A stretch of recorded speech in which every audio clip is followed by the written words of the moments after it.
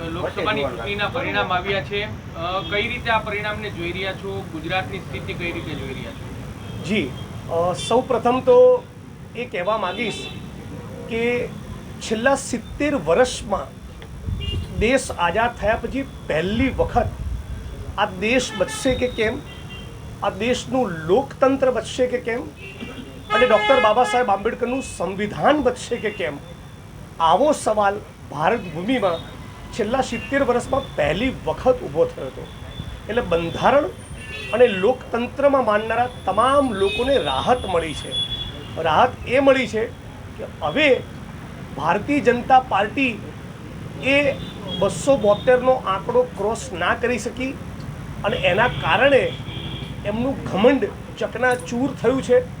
એમના પગ જમીન ઉપર આવ્યા છે અને નરેન્દ્ર મોદી એમની પોપ્યુલારિટી, એમનો ચામ અને એમની અપીલ એમાં પ્રચંડ ઘટાડો થયો છે. ગુજરાતની અંદર જ્ઞાનીબેન ઠાકોર બહુ આનંદ સાથે કહી શકું કે રોક સ્ટાર તરીકે ઉભરી આવ્યા છે. જ્ઞાનીબેનના વિજયે, જ્ઞાનીબેનની વિક્ટરીએ સમગ્ર ગુજરાત કોંગ્રેસની કેડરમાં એક નવો પ્રાણ ફૂંક્યો છે અને બહુ જ એક પોઝિટિવિટીનો માહોલ સમગ્ર ગુજરાતમાં અને સમગ્ર દેશમાં છે. મને લાગે છે કે કોંગ્રેસ પાર્ટી અને ઇન્ડિયા અલાયન્સ તમામ પ્રયત્નો કરી એડી ચોટીનું જોર લગાવીને પણ ગવર્મેન્ટ અમે ફોર્મ કરી શકીશું એ બાબતની મને બહુ જ આશા અને અપેક્ષા છે. દેશ અને ગુજરાત ભયંકર બેરોજગારીમાંથી, મોંઘવારીમાંથી પસાર થયો છે. ફિક્સ પગાર, આઉટસોર્સિંગ, કોન્ટ્રાક્ચ્યુઅલ કર્મચારીઓનું ભયંકર શોષણ ગુજરાત અને દેશમાં આપણે જોયું છે. સેંકડો વિદ્યાર્થીઓ અને ખેડૂતોની આત્મહત્યા જોયું છે. ધર્મના નામે થતું રાજકારણ જોયું છે. આ બધા જ પ્રયત્નો અને પ્રયોગો છતાં ગુજરાત અને દેશની જનતાએ એકંદરે સારી સમજ બતાવી એ મને બહુ પોઝિટિવ લાગે છે.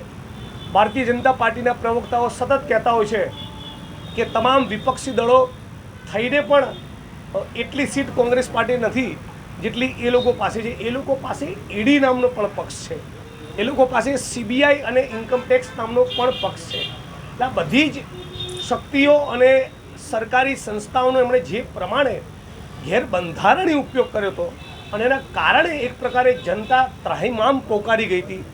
એ બધામાંથી એક પ્રકારની જેને કહેવાય ને એક જબરદસ્ત રાહત મળી છે અને આ ચૂંટણીના પરિણામોથી હું બહુ આનંદ વ્યક્ત કરું છું. જિગ્નેશભાઈ, આપ ગુજરાતની બહાર પણ અનેક રાજ્યોમાં પ્રચાર માટે પણ ગયા હતા અને ત્યાંના રાજકારણથી પણ વાકેફ છો. શું લાગે છે અત્યારે દેશમાં એક જ ગુજરાતના બહારના રાજ્યોના પ્રવાસમાં પણ જેમ CSDSના સર્વેમાં આવ્યું કે પહેલી વખત બેરોજગારી અને મોંઘવારીના મુદ્દે એક ઇલેક્ટોરલ ઇમ્પેક્ટ આવે. બેરોજગારી અને મોંઘવારીનો સવાલ અગાઉ પણ હતો, પણ આ વખતના CSDSના સર્વેમાં અને અમારા ફિલ્ડ વર્ક દરમિયાન પણ અમે મહેસૂસ કરી શકતા હતા કે લોકો બેરોજગારી અને મોંઘવારીના કારણે ભારતીય જનતા પાર્ટીને વોટ ના કરે એવું ચોક્કસ બને એમ છે અને એવું આ વખતે બન્યું.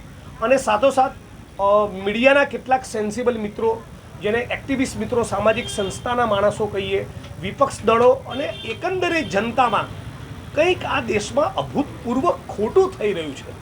આ દેશની લોકતાંત્રિક પ્રક્રિયા સાથે ચેડા થઈ રહ્યા છે એવો એક જબરદસ્ત ડાઉટ હતો અને બંધારણ બચશે કે કેમ એવો એક લોકોના મનમાં બહુ મોટી દહેશત હતી.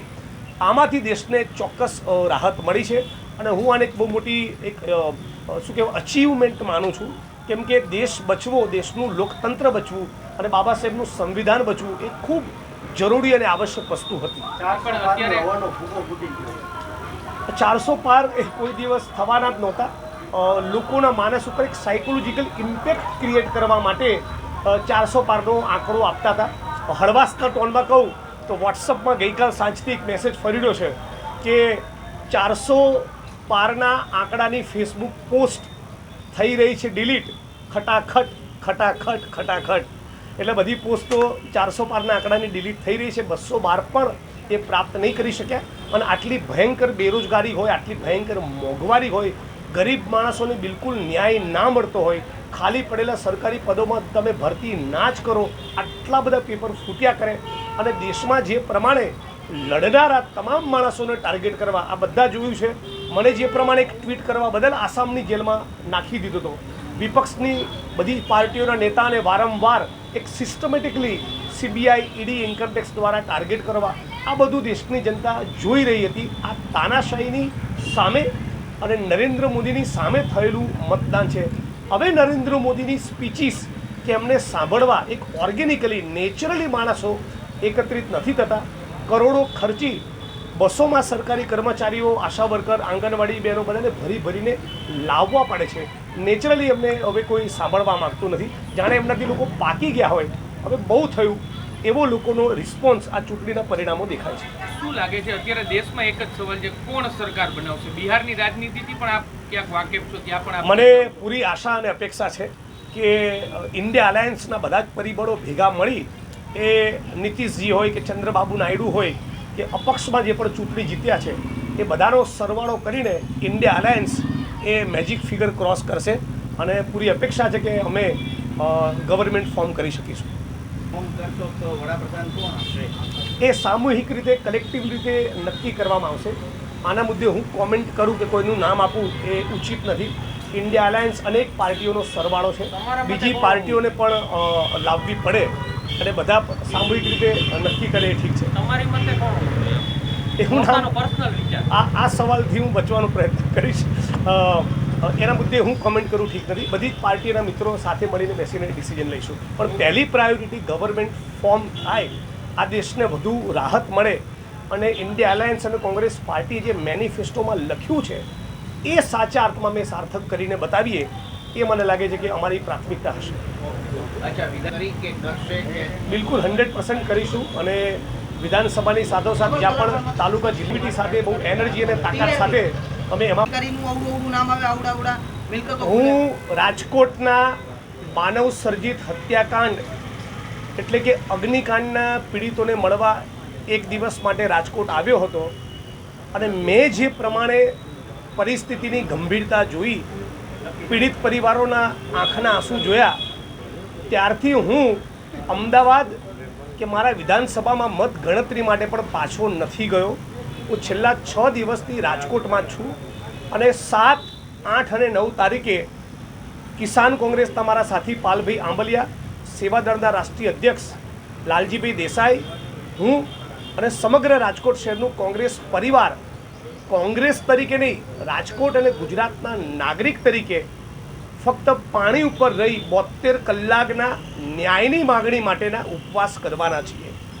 સૌ પ્રથમ પાયાનો સવાલ સમગ્ર રાજકોટ અને ગુજરાતની જનતાએ એ સમજવાનો છે કે જે રાજકોટની જનતાએ માનની વિજયભાઈ રૂપાણીને નેતૃત્વ પ્રદાન કર્યું, ગુજરાતના મુખ્યમંત્રી બનાયા, આ માણસ એટલો સ્વાર્થી બની ચૂક્યો છે.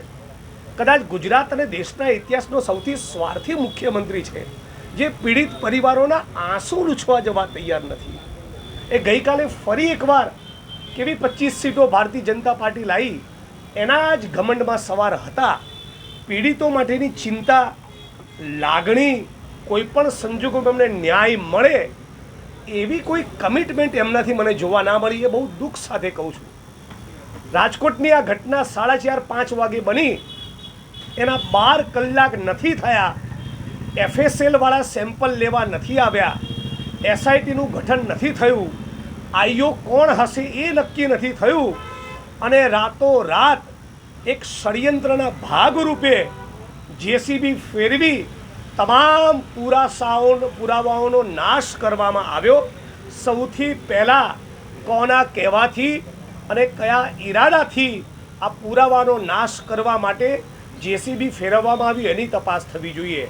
મુદ્દા નંબર 2, આ જમીન કોની છે અને એમાં એની શું ભૂમિકા, એની પણ તપાસ થવી જોઈએ.